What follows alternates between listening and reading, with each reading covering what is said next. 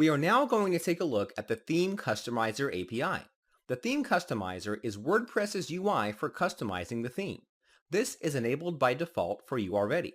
You can view the customizer by going into the admin dashboard and navigating to Appearance Customize. On the sidebar, you'll find a few options for changing the theme, and you'll see our theme being displayed on the right. Let's see how this works. Click on Site Identity and try changing the site title. Right after making these modifications, WordPress will actually update the preview. What WordPress is doing is loading the site inside an iframe. Every time a change happens, WordPress will refresh the iframe with the modified data. Keep in mind that this doesn't take an official effect until you click Save. What makes this customizer even more powerful is that developers are provided an API to add in their own options and settings. So here's what we're going to do. We're going to create some settings to add social links in the header and footer. We're going to make everything here dynamic. Open the functions file and add an action hook. The action we want to hook into is called Customize Register. This is the hook WordPress calls when it starts to set up the theme customizer. The function to call will be called JU Customize Register. Create a file called theme-customizer.php inside the includes folder and define the function here.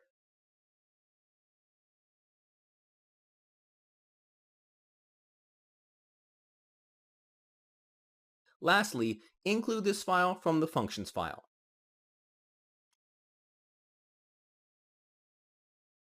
This function will be passed in one variable named WP Customize. This is an object with methods and properties for modifying the theme customizer. This object is an instance of the WP Customize Manager class. I'll provide a link to this class in the resource section. This class controls how the customizer works and most of its functionality. We'll be going over how this works shortly. Before we begin working on the customizer, there are three important concepts you need to know. If you don't understand right away after I explain it, then that's fine. I'll be showing you how it works. There are three steps you'll usually take when working with the customizer directly. The first step is adding a setting. The setting is just a value that you save in the database and can be modified through the customizer. You can then use this value in your theme. The second step is creating a section. A section is a way to group a bunch of fields together. If you look at the customizer, you'll notice that things are grouped together instead of just displaying every option together. This makes it easier to control and navigate around. The third step is creating a controller. A controller is just an input field, checkbox, color picker, or uploader that allows you to change the setting you made in step 1 directly. Let's get started with the customizer. The object passed in has a couple of methods. The method for adding a new setting is called addSetting, and it's called like so. This method has two parameters. The first is the ID. Like anything else, the ID is something that should be unique so we can refer to it later. I'm going to set this to JU Facebook handle. The next parameter is an array of settings. I'm going to provide a link in the resource section of this lecture for more information about this method. If you scroll down a bit, you'll see a few settings you can set. Most of them are optional except one setting, which is the default key. I'm going to set this as an empty string.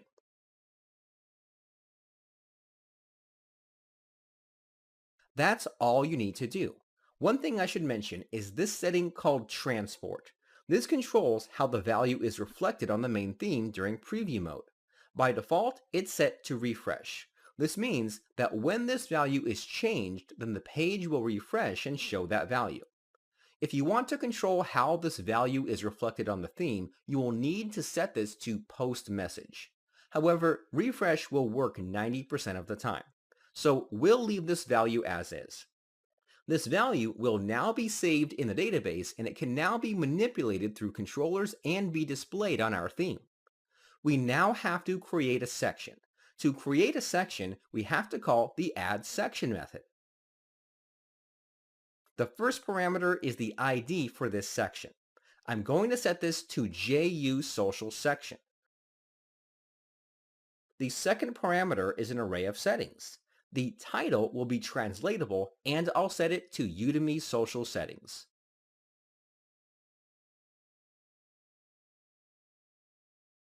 Next is the priority. The lower the number, the higher placement it will receive, and vice versa. I'm going to set this to 30. There's one last method I want to call, which is the add control method. This will create an input field and add it to a particular section of our choosing. This method is a bit tricky because there are two ways you can set this up. The first way is to pass in the settings and have more control over it. However, this tends to be confusing if you don't know what you're doing. The second route is to pass in an object that will help you create the field you'd like to create. We'll be going with the second route because it's really easy to get started. In the resource section, I provide a link to the add control method. Scroll down to the classes section. This section provides a couple of classes that can be passed in that will assist us with filling in the blanks. The WP Customize Control class will help you create fields such as text fields, radio buttons, checkboxes, and dropdowns. The color control will create a color picker for you. The upload control will create a field for uploading files. The image control also does something similar to the upload control, except you can only upload images. These other two are unimportant to us as WordPress uses these internally for its own purpose, so we won't be messing with them at all throughout this lecture. For our purposes, the first class is perfect for us since we want to create a text field for the user's handle. I'm going to click this and you'll see that WordPress provides an example on how this works. I'm going to copy and paste this and go over what's going on. The first parameter is the customizer object itself. The controller needs to know more about what's happening in the customizer so that it can fill in the blanks for you. The second parameter is the ID for this controller. I'm going to set this as JU Social Facebook Input. The last parameter is an array of additional settings. We will only concern ourselves with these four keys. The label is just text to describe the field. This should be a translatable string. I'm going to set this as Facebook handle. The section is where it'll appear. We created our own section called JU Social Section. We'll assign this control under that section. The next key is settings, which is what setting will this field modify. We created this in step 1. The value for this will be JU Facebook handle. The last key is type, which is what kind of field this will be. By default, it'll be text. There's also radio, text area, etc. You can find all the types of fields in the documentation. For now, the default is fine. I'm actually just going to remove this key. We are now finished with the customizer. Let's refresh the customizer and you will now see this new section called Udemy Social Settings. After clicking it, you will now see the controller. I'm going to input Udemy and save this setting. However, nothing in the preview will change because we haven't told WordPress where we'd like to use this setting. Let's review what we did in our customize function first. The first step was to create the setting, which is the value that's stored in the database. The second step is to create a section that will group various controllers. The third step was to create a controller that is assigned under a section and controls one setting. A lot of people get confused with the difference between the add setting and add control methods. The setting will create the database value. The method will not create an input field. It will just tell WordPress about the setting and tell it to create a setting in the database. The control method will not create a database value. Instead, it will create an input field. The control will take care of modifying and updating the database value whenever the input field is updated. Alright, now that we've cleared that up, let's start making our theme recognize the changes. Inside the header template, let's locate a list of social icons in the header. Inside a conditional statement, I'm going to call the function getThemeMod. This function will grab a setting you pass in. If there is no value or the value does not exist, then this will return false. I'm going to pass in JU Facebook handle. This is the setting we created earlier. If there is a value, then we'll output this one list item, which is the Facebook link. I'm going to move the static link inside the conditional statement. Then I'm going to replace the URL for this with the Facebook URL followed by the value returned by the theme mod function. We will have to echo out the value since the function will only return it.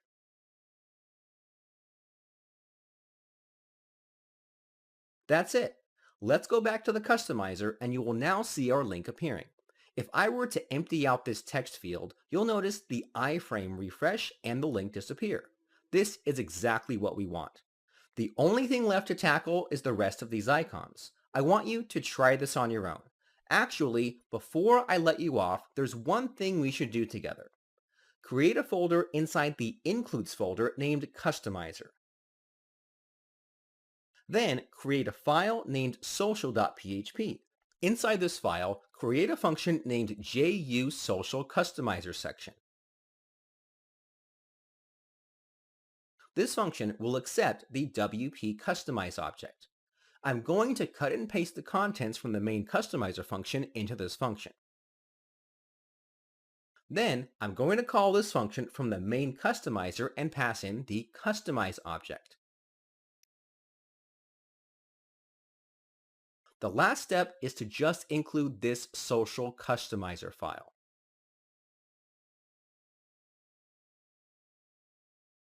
By doing this, we make things a lot cleaner and easier to manage. These social icons aren't the only things we'll be using the customizer for. This here is just preference and not required by WordPress itself. I just like to stay organized and clean. I want you to create the new settings now. All you'll be doing is creating new settings and controllers. You only need one section which we already defined. Once you have those ready, then you can modify the theme itself to include the links. Welcome back. If you weren't able to do it, then no worries. I have you covered. As you can see here, I already have everything set up. I'm going to provide the social customizer function in the resource section so that you can download it and compare it to your own function. I also made modifications to the header and footer to include these settings onto the theme. I won't be providing these as these are just really simple and aren't as difficult to replicate. If you don't know how to do this, then you really need to rewatch this lecture because there's nothing advanced going on in these templates. I'll see you in the next lecture.